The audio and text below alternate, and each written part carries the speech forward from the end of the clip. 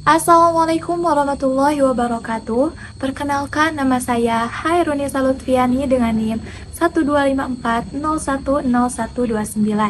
dari Program Studi Bimbingan Konseling Islam Fakultas Dakwah dan Komunikasi UIN Sunan Gunung Jati Bandung.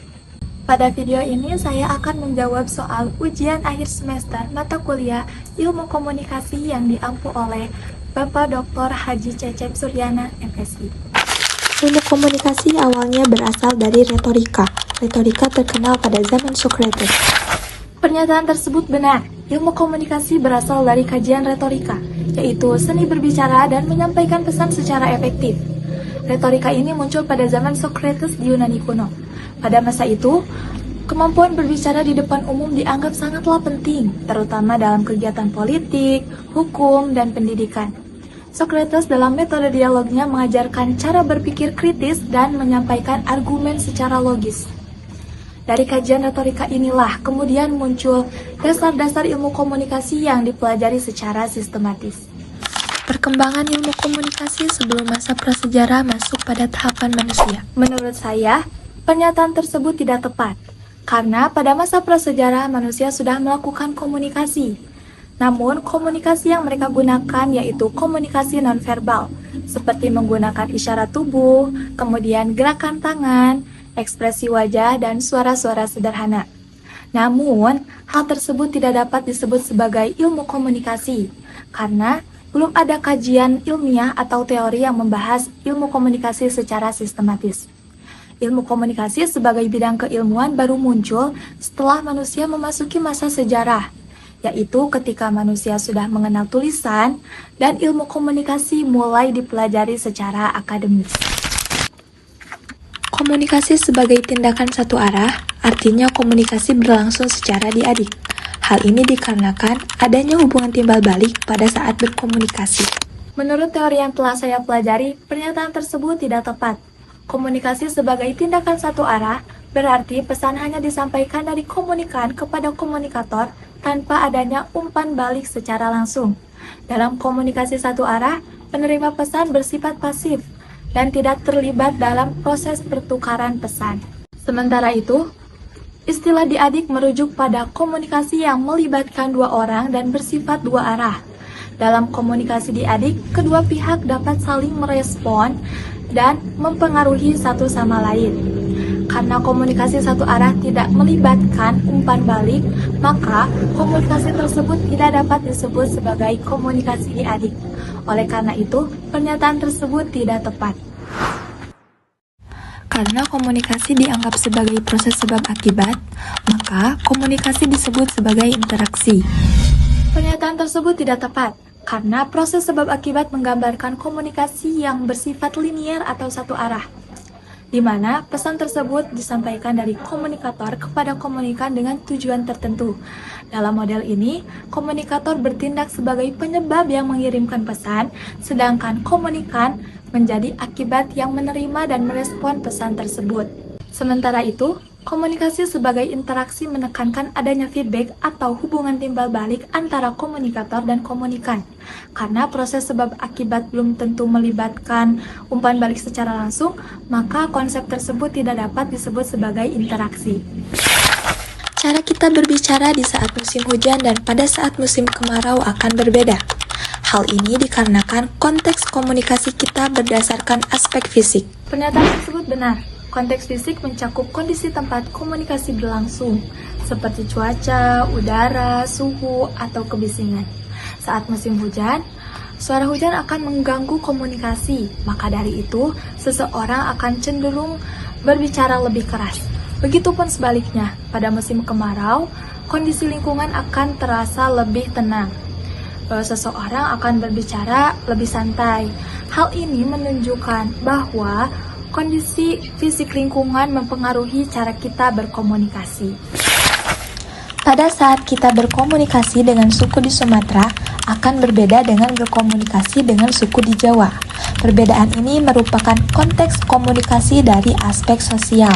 Pernyataan tersebut benar. Konteks sosial dalam komunikasi meliputi latar belakang budaya, adat istiadat, norma, dan nilai yang dianut oleh suatu kelompok masyarakat tersebut.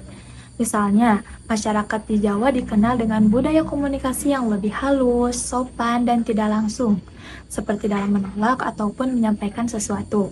Begitupun sebaliknya, beberapa suku di Sumatera cenderung berkomunikasi dengan cara yang lebih lugas, terbuka, dan langsung.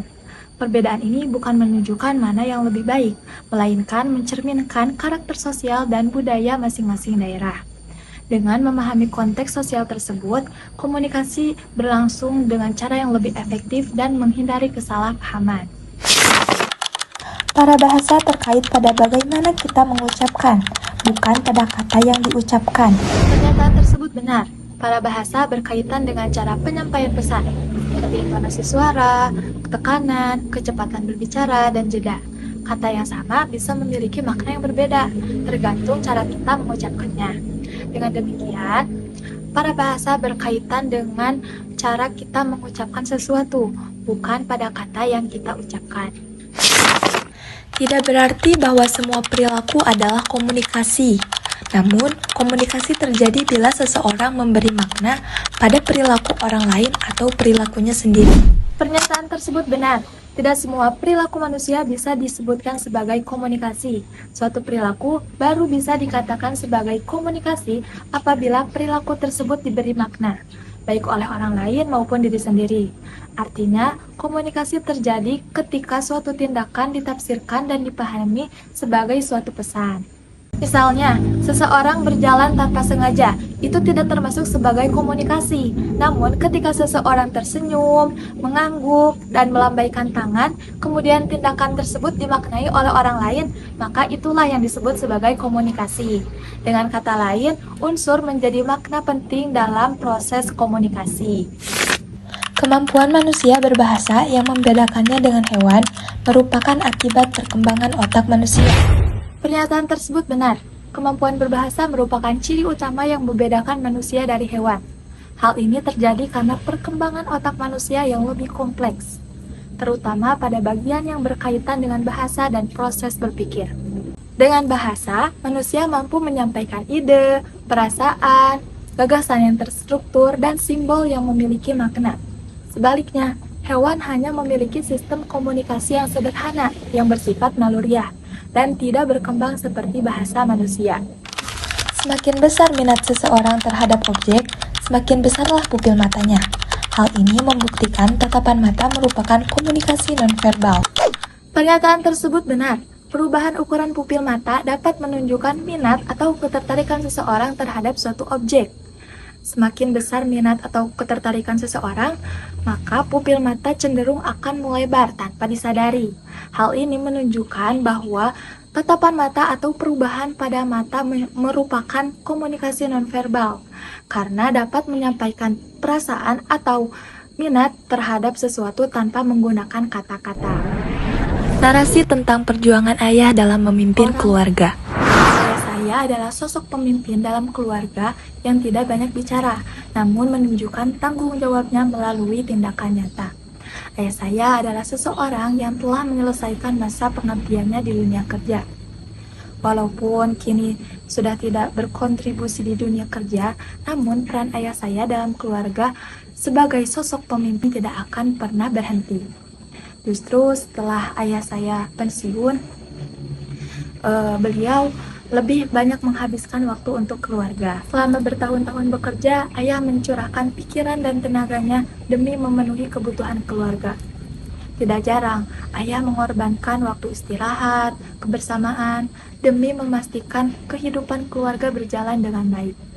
Pensiun bukanlah akhir dari perjuangan, namun fase baru dalam kehidupan ayah untuk berkontribusi dengan cara yang lebih sederhana dan bermakna. Perjuangan ayah saya dalam memimpin keluarga sangatlah besar dan sulit diungkapkan dengan kata-kata.